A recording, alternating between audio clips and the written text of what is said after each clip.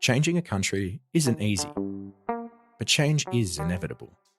And the choices we make today will shape our country for generations to come.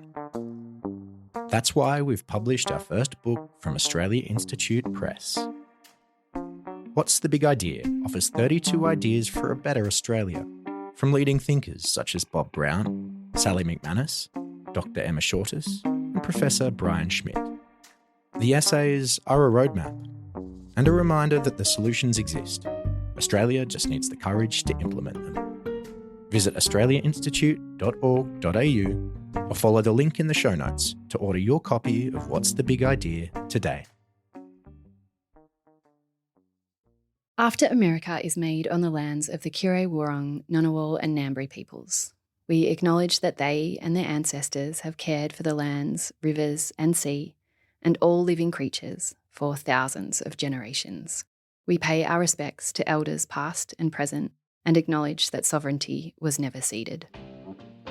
We are in a battle for the soul of America. This is a fraud on the American public. Welcome to After America. I'm Dr Emma Shortis. I'm Director of International and Security Affairs at the Australia Institute. It's a bit later than he originally promised, but this week, Donald Trump has started signalling about bringing Russia's war on Ukraine to an end.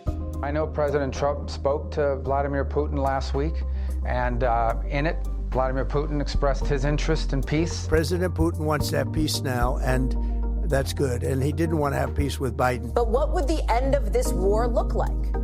Probably more like what Russia wants than Ukraine. We're going to meet also probably in Saudi Arabia the first time. We'll meet in Saudi Arabia, see if we can get something done. I mean, it's up to them, but they can discuss everything they want, but not about Ukraine without us. Vladimir Putin wants to stop fighting, according to the American president, which settles things, obviously. What the terms might be, and whether they in any way reflect the will of the Ukrainian people, is anyone's guess, including, apparently, Ukrainian President Volodymyr Zelensky, who isn't part of initial talks between Russia and the US, which are due to take place in Saudi Arabia this week. Of all the pressing challenges that the nations represented here face, I believe there is nothing more urgent than mass migration.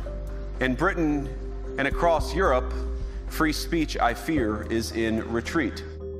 After keeping a relatively low profile since the election, US Vice President JD Vance has also been dabbling in European politics. As if to deliberately make the point that the dividing lines between domestic politics and international affairs are entirely make-believe, the VP told European leaders gathered in Munich that the big threat to European democracy isn't Russia, but free speech in decline and migrants. Sound familiar? Project 2025 has gone on tour. But it's not just Europe that's suffering whiplash. Australia also got a taste of the type of friend the Trump administration really is to America's allies. As we discussed last week, the Australian government forked over nearly $800 million to support the US shipbuilding industry. And then the Trump administration provided no carve-out for Australia's steel and aluminium exporters in its new 25% global tariff. Though apparently Trump is giving that great consideration. That free trade agreement we signed 20 years ago, evidently it's not worth the paper it's written on. The reality of a second Trump administration might just be setting in for Australia. That's why this week I'm glad to be joined by David Shoebridge, Senator for New South Wales and the Australian Greens Spokesperson for Defence and Veterans Affairs. Recorded on the day Trump signed the executive order putting tariffs on all global steel and aluminium exports into the United States, including from Australia, we spoke about how the Trump administration is projecting itself into the world, why AUKUS makes Australia less safe, and the future of our alliance with America. Here's David. Senator David Shoebridge, thank you so much for joining us on After America. Pleasure to be here. So we're about a month into the second Trump administration. Feels like an eternity, but it's only a month. I wanted to start by asking you what you make of it so far. What stands out to you? What really matters?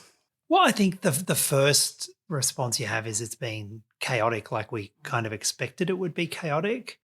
A kind of frenetic series of attacks on basic international norms, attacks against marginalised communities, in this kind of random unsettling of their opponents. And I suppose that kind of frenetic random unsettling activity is kind of where takeaway I have at the moment.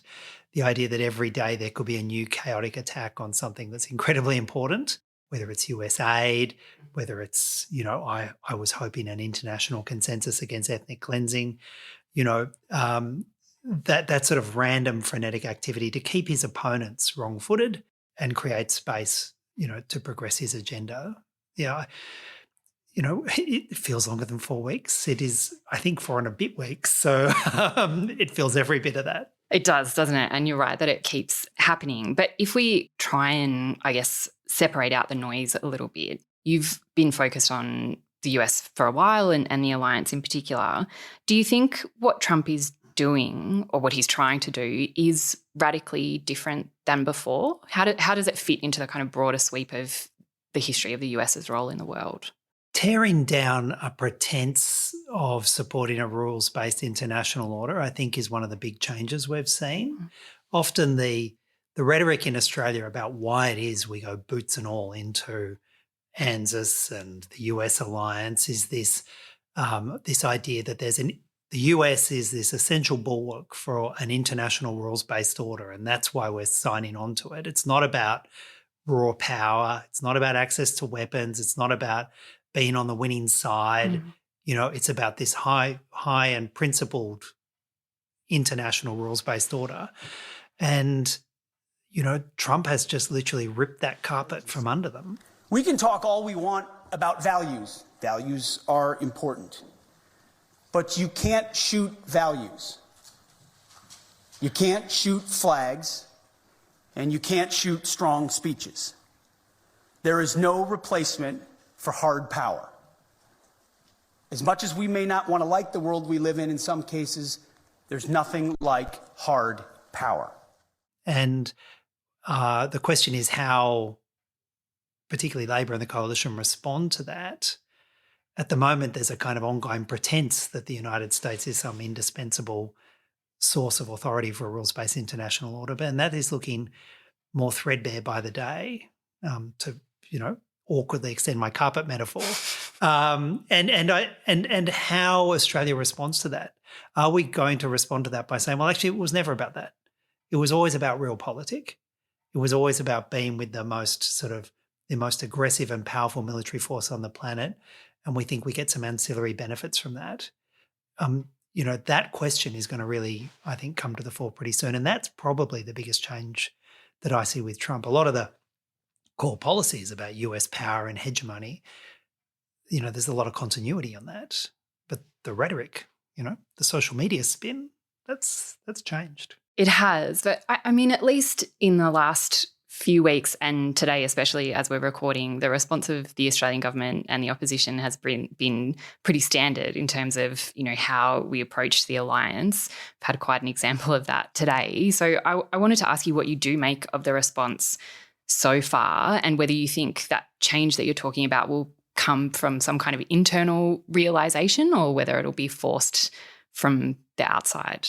Well, we're talking today after apparently there's been a pleasant conversation between the Prime Minister Albanese and President Trump, where they apparently showed mutual admiration of each other and said how nice it was for Australia and the US to keep working together. And maybe there'll be some consideration on steel and aluminium tariffs. Whatever that conversation was, and maybe it is as they've both been spinning it, a lovely fireside chat between Democratic leaders, Trump is going to progress aggressively his version of America's interests. And if his version of America's interests are Australian steel imports are threatening US jobs, then the fireside chat he had with Anthony Albanese is not going to stick. And, that erratic nature of the administration is going to be a constant challenge to both Labor and the Coalition. I don't know quite how they're going to navigate that other than lean into realpolitik. And maybe they do that. But I think they're going to have trouble selling that to Middle Australia. And, if you look at some of what Richard Marles has been saying, and I find that a challenge to follow his reporting, it's a sort of incoherent welcoming of the Trump presidency. His initial rhetoric when he was asked about would Australia support a US military invasion of Panama or Greenland wasn't to say, actually, no, Australia would not support a US military invasion of Panama or Greenland. It was, again, a sort of incoherent, America is the indispensable source of an international rules-based order. We're great friends. That friendship is powerful.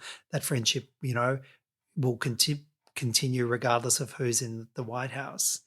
How long they can keep dodging the issue, we're going to find that out pretty soon, I think. Yeah, the pressure seems to be building. Do you think the Australia's response to Trump stands out internationally? Do you think we're doing it differently, or that maybe we could learn some things from how other countries manage their relationship with the United States? Well, Australia's response is a standout internationally, and for all the wrong reasons. The UK Prime Minister, who's not known for his powerful rhetoric on international norms, came out, and when he was asked about, President Trump's proposal to do ethnic cleansing in Gaza, he came out and said ethnic cleansing is wrong, it should not happen, and the people of Gaza have a right to continued existence on their land. How is it we couldn't get that from either the Foreign Minister or the Prime Minister of Australia when we had the US threatening tariffs against Canada and Mexico? Both of those leaders for those countries came out and said, well, we'll do retaliatory tariffs. We're not going to stand for this. We're not just your vassal states. And they each then, pushing back against a bully, as it turns out, is a good strategy because it kind of has, at least as we're recording this, and, I point out that this is a period of, erratic responses from the US administration, seems to be quite successful. Yet when the US comes out and has threatened steel and aluminium tariffs, which will have multi-billion-dollar impact on Australia's exports over time, there was almost no response other than we're going to have a nice quiet chat with him. The coalition's demand was you need to have a quiet and polite chat with President Trump, not you should stand up for Australia's interests. Or maybe we should send Joe Hockey over to talk to him. Yeah, send Joe Hockey over. I've always thought one of our most powerful international tools was Don Farrell, because if they don't agree with Don Farrell the first time, we'll send him again. The idea that we will get concessions from the Trump administration by being nice and subservient and showing what a loyal friend we are. I mean, they're just going to see it as a walkover. And what is remarkable in all of this is when it comes to if there's a trade war with the United States against Australia, we, it turns out, have a huge amount of power in a trade war because the US has, $35 billion annual surplus in its trade with Australia. If they want to engage in a trade war with us, that is almost certainly going to hurt the US economy more than it will hurt Australia. And most of the products we get from the United States, apart from maybe some of their weapon systems, most of them can be sourced from other global suppliers. I mean, yeah, so Australia is a standout, but it's a standout because it has made itself the smallest possible target. And I don't think that's going to work long term with a bully. Look, a lot of people, a lot of leaders are just yearning for a pat on the head from the American president. You can lavish him with flattery and suckiness and get nothing. And a good example is Boris Johnson, who was all over him like a cheap suit, and after the Brexit referendum, was promising that Britain would get this fabulous trade deal with the United States. What did it get? Nothing. Yeah, I mean, for what it's worth, I think you're right. But I think, as you are all too aware, all of that is driven by a deeply ingrained assumption that we need the United States to keep us safe. No matter who's in charge, no matter what the United States does, we're weak and vulnerable and we need them to protect us. And that's, of course, where AUKUS comes in, where the AUKUS submarine deal comes in, that we need AUKUS, even under Trump, we need Trump to give us AUKUS because otherwise we're kind of abandoned and left alone. You've made it fairly clear that you don't share that view, and particularly that you think AUKUS is a bad deal. Could you take us through why that is? Well, I mean, I would love the Australian government to push back against a century of kind of cultural cringe where we think unless we have a great and powerful friend standing beside us, that we can't possibly defend ourselves. We can't possibly assert our own values and our own interests. And it's just so obviously wrong. I mean, Australia is blessed with being in probably the most benign geopolitical real estate on the planet. The only place that's more benign in terms of security is New Zealand, and that's because they're the other side of us, So surely we could start from that understanding that we're under no threat of invasion. We're under no threat of any serious military attack. Of course, there are emerging threats like cybersecurity attacks and the like, and we should be prepared for those. But in terms of our place on the planet, we are blessed with perhaps the best real estate on the planet to have our own defence policy, have a modest defence force, which is credibly designed to defend us but not threaten our neighbours. But instead of that, we have both Labor and the Coalition who are saying, no, we need to have a subservient relationship with a major power, initially the UK, now the US. And as part of that, to show our loyalty to that great power and have them come to us if we, get attacked by Kiribati. In order to do that, we need to actively be a party in all of their wars and all of their global conflicts. And, that's been Australia's history. There's not a US war we haven't wanted to join. So the end result of that kind of cooked and toxic thinking is actually AUKUS. And AUKUS is designed for us to get some nuclear submarines, maybe, although I think that's incredibly unlikely, and we might unpick some of that later. But AUKUS is designed for us to have nuclear submarines, and those nuclear submarines, almost by definition, are not designed to defend Australia's continental approaches or our immediate maritime trade. They are purely designed for us to project force as part of a broader US military operation in the South China Sea to contain China.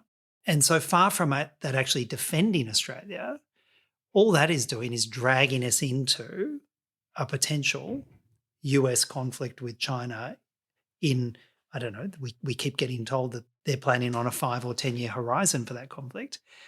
So, and in the course of doing that, of course, we then provide US bases, an increasingly large footprint for US forces here, whether it's expanding Garden Island as a US nuclear attack submarine base just off Perth, or it's positioning B-52s in Tyndall, some of which could be nuclear armed and they don't tell us, or US Marines in Darwin.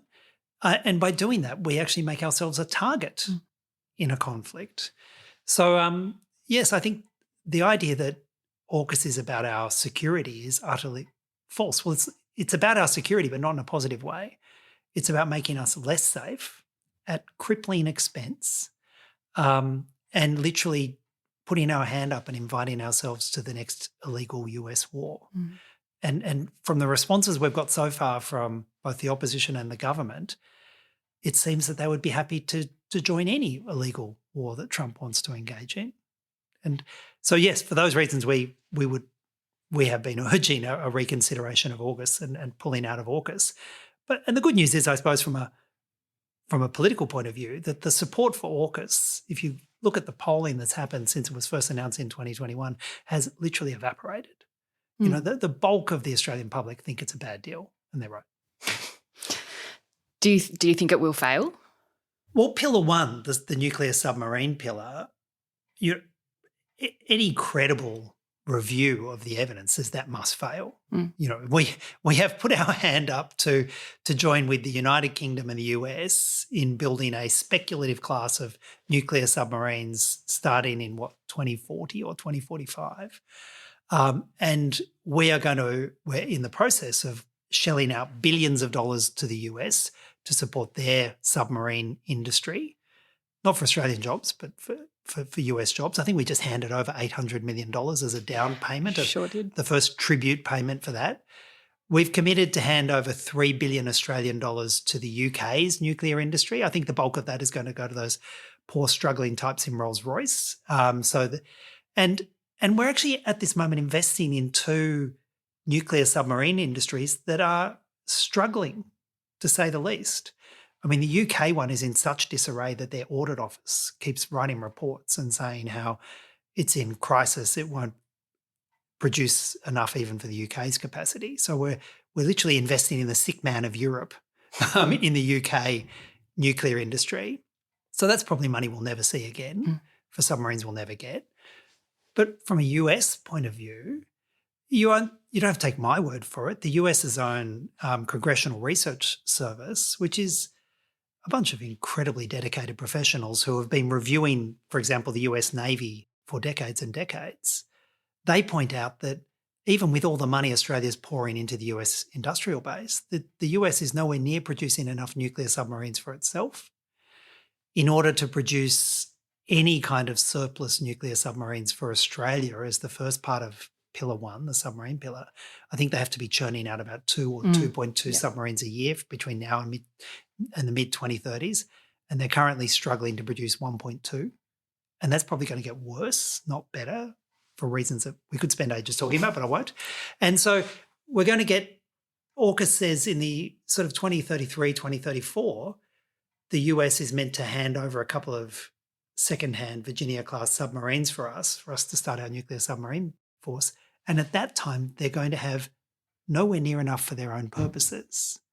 And the AUKUS legislation that has gone through the US Congress says they can only give us nuclear submarines if the Secretary of the Navy and I think the President certifies that they've got enough for themselves and it won't prejudice their security. So that's a long way of saying it's inevitably going to fail, that first part, because the US will not have enough nuclear submarines for its own purposes. And whether it's Donald Trump in his 5th term or the son of Trump, there is no way they're going to certify the transfer of scarce US military assets to Australia or any country when they don't have enough. And in the meantime, the question is how many tens of billions of dollars are we going to pour into that hole? And I guess, as well, how much less safe does that make us in the meantime? Well, what it does is it has us sign on to the rhetoric of being a powerful nuclear submarine force without having any nuclear submarines. So you make yourself a target and you don't have anything to defend yourself with. You also, and that, I'm quite certain that military strategists in China are seeing us putting our hand up and inviting ourselves to a war with China, and they're game planning what that would mean, in any exchange with the United States. And did I point out we don't have any submarines and we're unlikely to have submarines? That's a bad plan. Also, it strips away from our fairly limited resources funds we could apply to other either defence activities or engagement activities with our neighbours that could actually produce a whole lot more security.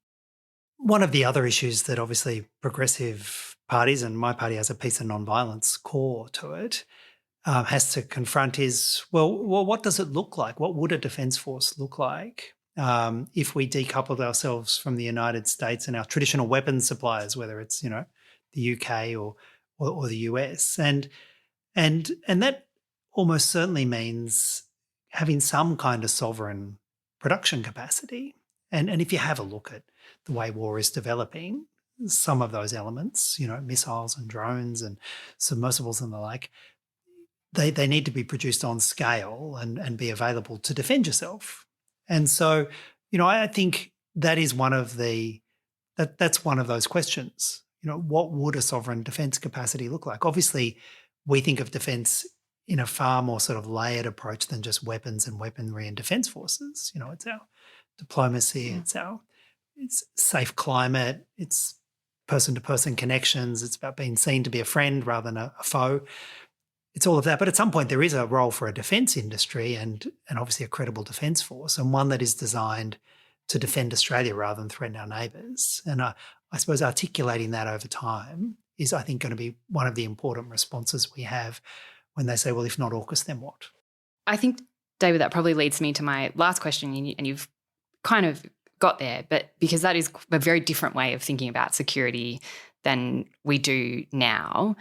So I wonder if I could ask you, just as a final question, to go into a little bit more detail about what role Australia might play in the world if we did think about our security a little bit differently in the way that you've described. When you listen to some of the security advocates that are looking at what the real risks are for instability, major destabilising outcomes in our region, which would seriously affect our national security, they keep saying the same thing. And it's not China.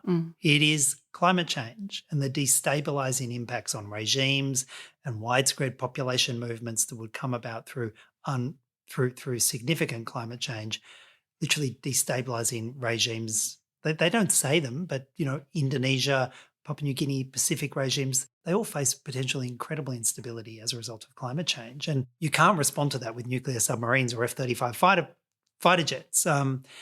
So obviously spending up, an alternate strategy would be us investing in reducing our carbon footprint, keeping coal and gas in the ground, engaging with the likes of Indonesia and investing in climate resilience, investing in partnerships with Indonesia that builds that sort of strong person-to-person bond and also makes that country more resilient to the already pre-programmed climate change impacts. And in the course of doing that, say to the region that actually we're not just the cat's paw of the United States, we're actually a long-term friend who wants to engage with them as equals. I think that would be an incredibly beneficial and alternative strategy. And it's just so frustrating that, the political parties in this place, whether it's the Coalition or Labor, who keep beating the drum of national security and, tough on national security, their only strategy is to be a completely subservient, dependent part of the United States. And they don't see the kind of vision that I think millions of Australians have of us being progressive, protected and positive in the region. And, I think that's a vision millions of Australians will buy onto. Senator Shoebridge, thank you so much for your time. Pleasure. This episode was recorded on Tuesday, the 11th of February. No doubt a bunch of stuff will have changed since then. If you're enjoying After America, please leave us a rating and review on your podcast platform of choice. And we'd love to hear from you. You can reach out to us on social media. We are at the Oz Institute, that's with an AUS, on Twitter and Instagram, and at australiainstitute.org.au on Blue Sky. And you can send us feedback and episode ideas via our email address, which is podcasts@australiainstitute.org.au. After America is supported by the Andrew Farron Foundation and produced by Angus Blackman. Our music is from Blue Dot Sessions. We'll be back next week. I'm Emma Shortis. Thanks for listening.